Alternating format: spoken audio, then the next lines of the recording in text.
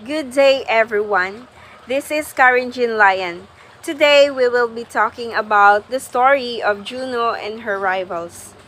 But first, let's find out who is the author of this story. Publius Ovidius Naso, known in English as Ovid, was a Roman poet who lived during the reign of Augustus. Roman especially known for his Ars Amaturia and Metamorphoses.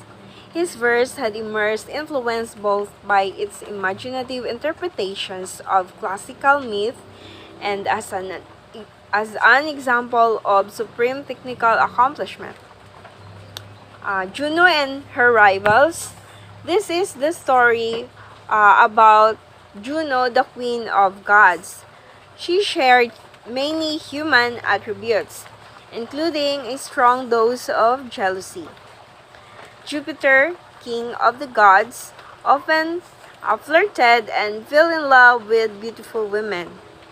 This made his wife, Queen Juno, quite cross. She hated these rivals who took her husband's attention away from her. This story demonstrates her proclivity for vengeance, especially against Io and Callisto, the unfortunate mistresses of Jupiter.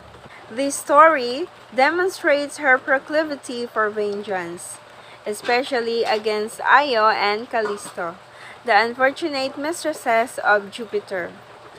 These are the characters of the story. Juno. Juno is Jupiter's wife, the Roman goddess of marriage and the queen of the gods. Juno in Roman religion, chief goddess and female counterpart of Jupiter, closely resembling the Greek Hera. Jupiter, god of the sky, Juno's husband, the chief ancient Roman and Italian god who was identical with Greek god Zeus. Io, Jupiter's mistress, a princess turned into a heifer. Io is a girl's name of Greek origin. In Greek mythology, Io was an Argive princess and the daughter of Inachus, king of Argos. The alluring Io caught the eye of Jupiter, much to the displeasure of his wife Juno, who transformed the young princess into a cow. Argus, the guardian of 1,000-eyed monster, loyal servant of Juno. His buying name derives from the 100 eyes in his head or all over his body, as he is often depicted on Athenian red figure pottery from the late 6th century BC. Mercury, messenger of God, son of Jupiter, the one who killed Argus. Mercury in Roman religion, god of shopkeepers and merchants, travelers and transporters of goods, and thieves and tricksters. He is commonly identified with Greek Hermes, the fleet-footed messenger of the gods. Callisto, a nymph, another mistress of Jupiter, transformed into a bear, then into a constellation. Callisto in Greek mythology was one of the goddess Artemis' huntress companions and swore to remain unwed. The story. One afternoon, Jupiter was on Earth with Io, the beautiful young daughter of Inachus, a river god. Juno angrily rushed down to Earth. Jupiter, sensing her approach, changed Io into a snow-white cow. Juno pretended to be fooled. She praised the pretty cow and begged Jupiter to give her the animal as a gift. Fearing her bad temper, Jupiter reluctantly agreed. Juno sent for her servant Argus. Argus had 100 eyes in his head, and never went to sleep with more than 2 at a time, so that he kept watch of Io constantly. He suffered her to feed through the day, and at night tied her up with a vile rope round her neck. Keep constant guard over my little cow, she instructed him. Argus was the perfect watchman. He had 100 eyes and never closed more than half of them when he slept. Io felt quite upset and lonely, abandoned by Jupiter. She spent her days eating grass, always close watched by Argus. One day, while she was grazing near a river, she saw her father. She tried to call out and tell him what had happened, but she could only moo and moo. Jupiter felt sorry for the suffering he had brought upon sweet Io, but he didn't dare help her himself. He called for his son, Mercury, and asked him to go to Earth and find a way to set Io free. Mercury was a very cunning god. He dressed himself as a shepherd and walked up to Argus. "Let me play a tune for you on my shepherd's pipe," he said. Argus was glad for the company and listened happily to the soft music. After some time, Mercury began to tell him a very long and monotonous tale that went on and on and on. Argus became so bored that finally all of his eyes closed, and he fell asleep. Quickly, Mercury drew his sword and killed Argus. Juno was irate when she saw that Argus was dead. To honor her loyal servant, she placed his 100 bright eyes on the tail of her favorite bird, the peacock. To this day, the shiny but unseeing eyes of Argus can see on this bird's fancy tail feathers. As for Io, she was now free, but remained a snow-white cow. Still angry, Juno sent a stinging gadfly to chase her. Io ran from lamb to lamb, trying to escape the buzzing, biting insect. At last, Juno's heart softened. "Promise me that you will never look at Io again," she said to Jupiter. He happily agreed. With that, he changed Io into a beautiful young girl. So after Io, Jupiter again had another mistress. Callisto also was caught with Jupiter by Juno. This time, she decided to make her a bear. One day, her son was hunting and found her, and the second before he was about to kill her, Juno stopped him and took them both. She questioned Thetis and Oceanus on what to do.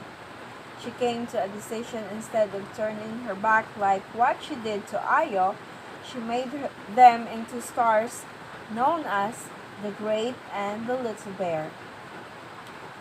And that is the story about Juno and her rivals. So what is the marriage ethic in the story? So female status in marriage in Ovid's Metamorphoses, the stories of Juno's defense from marriage and her revenge on her rivals and love keep coming up.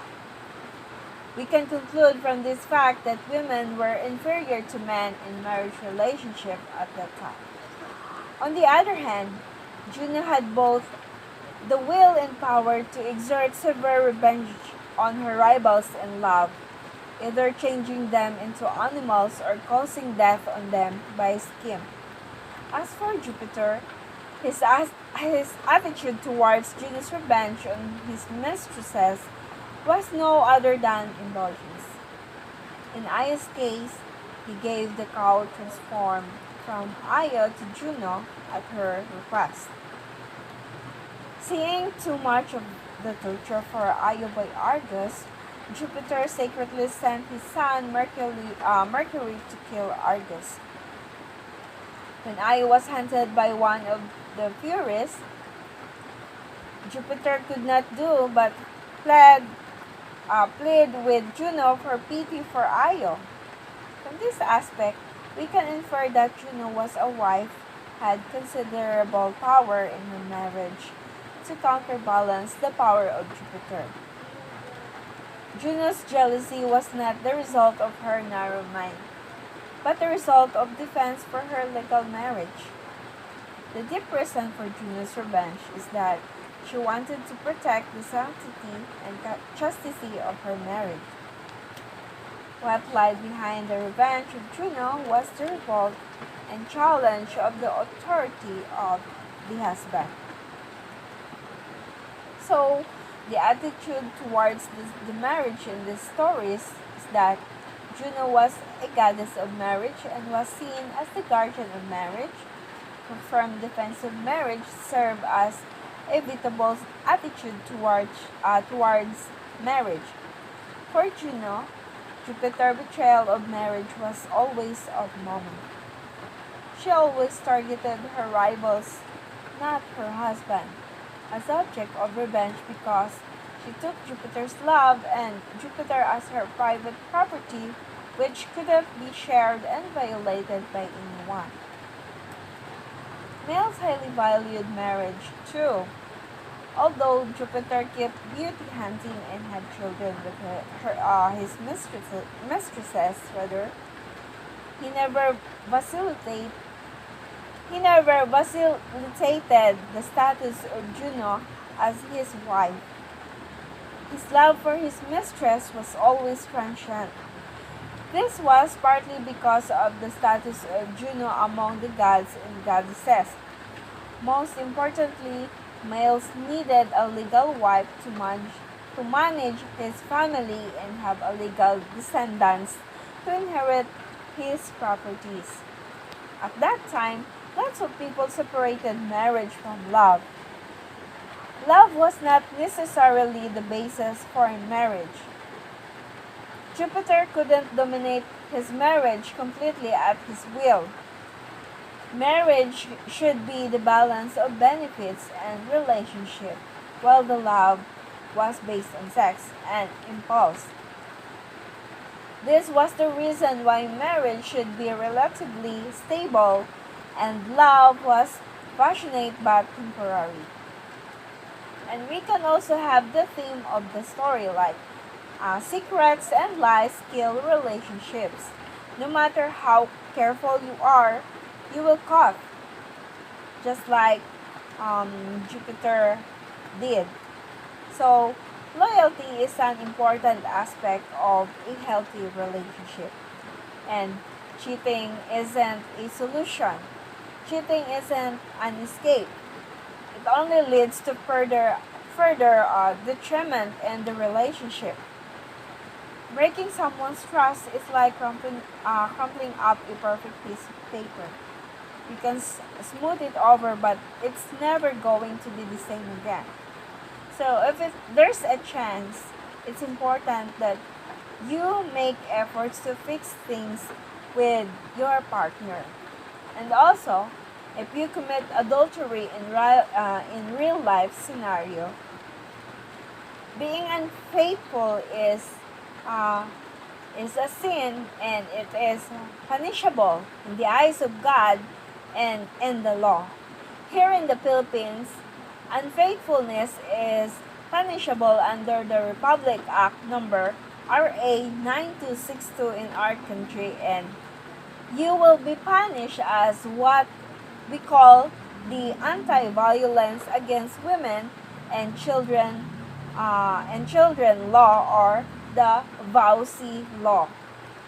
And also repeated marital infidelity is considered as psychological violence, which is punishable with a stiffer imprisonment of 6 years and 1 day to 12 years. So, in the story, the lesson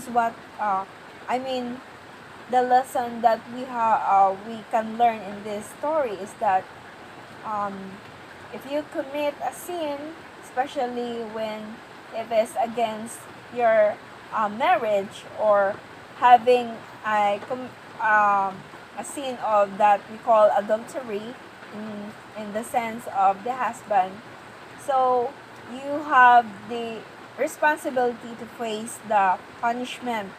And for the case of Juno as a wife,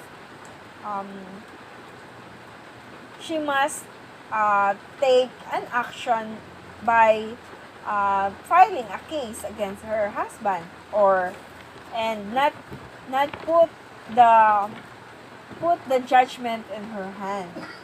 So in real life, we can reflect in this situation as it is very rampant to have an affair in the case of the husband or even in the wife. So that is the lesson of this story, that we need to have a healthy relationship with our husband, or our wife as a couple. So I hope that you have learned something from our topic for today, and thank you for listening.